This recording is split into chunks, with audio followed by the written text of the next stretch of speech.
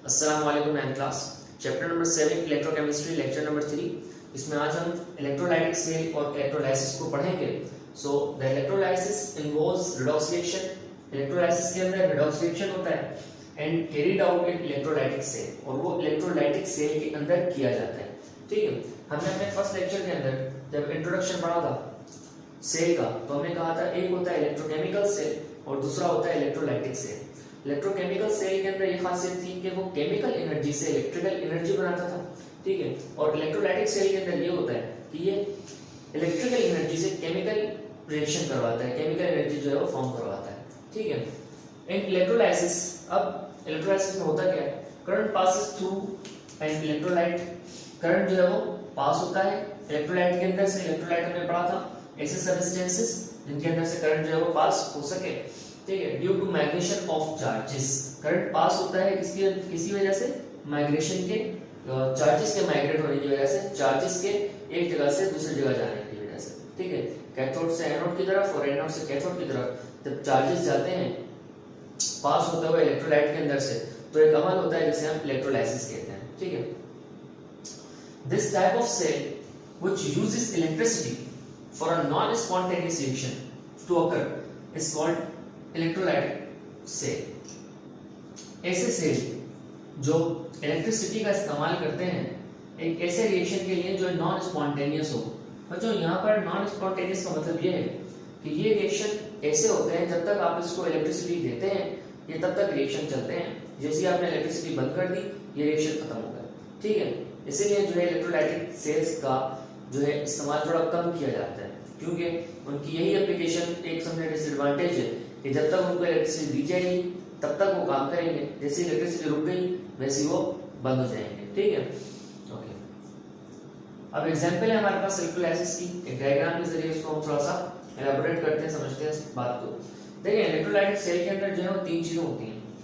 एक होता है इलेक्ट्रोलाइटिक सॉल्यूशन, ठीक है, यहाँ पर मैंने लिखा है इलेक्ट्रोलाइट। ठीक है, और दूसरा हमारे पास होते हैं electrodes, that is cathode and anode. ठीक है, और तीसरी चीज सबसे इंपॉर्टेंट होती है दैट इज बैटरी। ये तीन चीजें जो है वो इलेक्ट्रोलाइटिक सेल को जो है वो बनाती हैं, इसके अंदर इलेक्ट्रोलाइसिस होता है। किस तरह से होता है इलेक्ट्रोलाइसिस बच्चों? हम क्या करते हैं, हम पहले इलेक्ट्रोलाइटिक सॉल्यूशन लेते हैं। फॉर एग्जांपल हमने इलेक्ट्रोलाइटिक सॉल्यूशन लिया H2SO4। ठीक है, अब इसका काम क्या होगा, इसका काम ये है कि ये माइग्रेट करवाने में मदद करेगा चार्जेस को। ठीक है, जो चार्ज यहाँ से निकलेगा वो इसमें से तैरता हुआ दूसरे इलेक्ट्रोड के ऊपर चला जाएगा। ठीक है, बस ये काम होता है इलेक्ट्रोलाइट्स का। अच्छा, अब इसमें हमने रखी कैथोड भी और एनोड भी है। अब जो हम कैथोड के बारे में क्या पढ़ते थे, कैथोड पॉजिटिव होता है, कैथोड प्लस जो है पॉजिटिव है ना, लेकिन इलेक्ट्रॉन में इलेक्ट्रॉन्स के अंदर भी ये पढ़ा था कि कैथोड जो है वो क्या हो जाता है, इसका चार्ज जो इसके ऊपर होता है माइनस होता है। कब चार्ज माइनस होता है इलेक्ट्रोड के कैथोड के ऊपर? जब उसका कनेक्शन हुआ हो बैटरी के साथ, जब करंट पास होता है ना बच्चों, तो जो हमारा कैथोड होता है वो क्या बन जाता है, नेगेटिव हो जाता है, और एनोड जो होता है वो पॉजिटिव बन जाता है। चलिए मैं आज बता देता हूँ चीज। देखो, जब हमारे पास वैसे कैथोड प्लस है एनोड माइनस, ठीक है, लेकिन जब बैटरी से जोड़ेंगे इसको तो क्या करेंगे, प्लस पे माइनस वाला तार लगाएंगे और माइनस पे प्लस वाला तार लगाएंगे। तो अब ये जो प्लस था क्या हो गया, माइनस हो गया, और ये प्लस ये जो प्लस था माइनस हो गया, और जो माइनस जो था वो प्लस हो गया। तो इसको हम क्या कहेंगे, अब ये हमारे पास क्या कहलाएगा, कैथोड है, वैसे भी कैथोड ही है तो, ठीक है ना, बस चार्ज इस पे माइनस आ गया, और ये हमारा एनोड, बस चार्ज इस पे प्लस का आ गया। बस ये मामला होता है इसमें। ठीक है, अब समझाता हूँ मैं इसमें आपको। अब देखिए, कैथोड है, इसका चार्ज पहले क्या था, पॉजिटिव था, लेकिन अब चार्ज क्या हो गया बच्चों इसका, अब चार्ज हो गया इसका नेगेटिव। ठीक है, नेगेटिव चार्ज किस वजह से हुआ, नेगेटिव चार्ज वजह से हुआ क्योंकि अब इससे क्या हो गया, इलेक्ट्रिसिटी जो है वो पास हो रही है, इससे हमने बैटरी को जोड़ दिया। अब जब बैटरी को जोड़ा है तो इस पर चार्ज आ गया माइनस का। ठीक है, अब जब इस पर चार्ज आ गया माइनस का, तो यहाँ पर बच्चों क्या होगी, यहाँ पर होगी रिडक्शन। तो कैथोड के ऊपर रिडक्शन होती है, हमने पहले पढ़ा था, रिडक्शन मतलब ये करेगा गेन इलेक्ट्रॉन्स को। कौन से इलेक्ट्रॉन्स को गेन करेगा, जो आएंगे कहाँ से, एनोड से। अब एनोड के ऊपर बच्चों चार्ज क्या होता है, हमने यहाँ पर बात करी, माइनस चार्ज होता है, लेकिन जब बैटरी से जोड़ देते हैं तो उस पर चार्ज आ जाता है पॉजिटिव का। ठीक है, ये पॉजिटिव का जो साइन होता है ये हमेशा रहने वाला नहीं होता, जैसे बैटरी हटा दोगे वैसे ही जो है दोबारा आपका एनोड जो है वो माइनस ही हो जाएगा, कैथोड जो है प्लस ही हो जाएगा। ठीक है, अब एनोड पे चार्ज था माइनस, लेकिन अभी क्या हो गया प्लस, क्योंकि इलेक्ट्रिसिटी जो है वो उसमें पास हो रही है। तो इलेक्ट्रिसिटी जब इसमें पास हो रही है तो इस पे चार्ज आ गया प्लस का। अब जो प्लस का चार्ज इस पे आ गया, इसका मतलब यहाँ पर क्या होगी, ऑक्सीडेशन होगी, यहाँ पर लूज ऑफ इलेक्ट्रॉन होगा।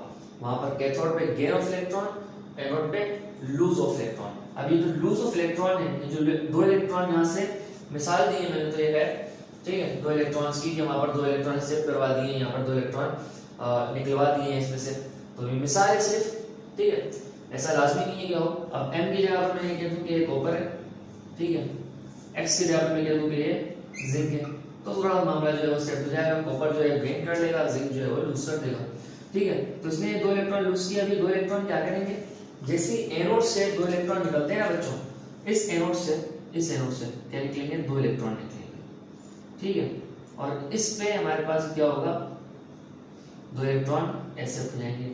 ये इलेक्ट्रॉन यहाँ से यहाँ पर कैसे जाएंगे बच्चों, ये इलेक्ट्रॉन यहाँ पर यहाँ से इस तरह से जाएंगे कि क्या होगा यहाँ पर, ड्यू टू एन इलेक्ट्रोलाइट के जरिए, इलेक्ट्रोलाइट के अंदर ये दो इलेक्ट्रॉन निकलेंगे, इलेक्ट्रोलाइट के अंदर जाएंगे, ठीक है, ये दो इलेक्ट्रॉन निकलेंगे और इलेक्ट्रोलाइट के अंदर जाएंगे, और इलेक्ट्रोलाइट से गुजरते हुए ये चिपक जाएंगे किसके ऊपर, कैथोड के ऊपर, ठीक है। और ये सिलसिला चलता ही रहेगा जब तक बैटरी क्या रहेगी, जब तक बैटरी ऑन रहेगी।